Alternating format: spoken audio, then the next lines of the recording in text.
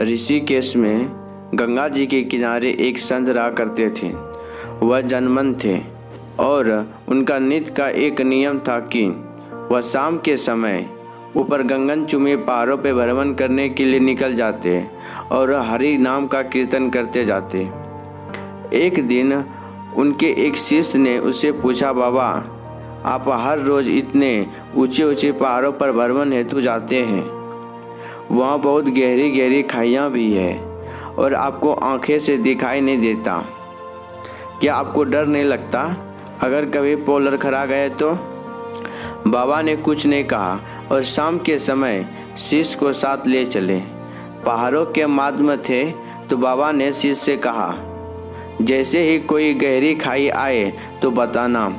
दोनों चलते रहे और जैसे ही गहरी खाई आई, शिष्य ने बताया कि बाबा गहरी खाई आ चुकी है। बाबा ने कहा, मुझे इसमें धक्का दे दो। अब तो शिष्य इतना सुनते ही शक पका गया। उसने कहा, बाबा मैं आपको धक्का कैसे दे सकता हूँ, मैं ऐसा हरगिज़ नहीं कर सकता। आप तो मेरे गुरुदेव हैं, मैं तो किसी अपने शत्रु को भी इस खाई में नहीं धकेल सकता। बाबा ने कहा, मैं कहता हूँ कि मुझे इस खाई में धक्का दे दो, यह मेरी आज्ञा है और मेरी आज्ञा की अवहेलना करोगे तो नरकगामी होगे। शिष्य ने कहा, बाबा मैं नरक भोग लूँगा मगर आपको हरगिज़ इस खाई में धक्का नहीं दे सकता।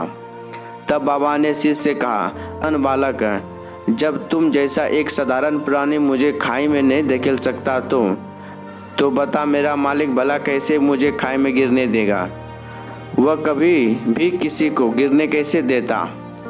उसे तो सिर्फ गिरे हुए को उबारना आता है, गिरे हुए को उठाना आता है। वह कभी भी किसी को गिरने नहीं देता।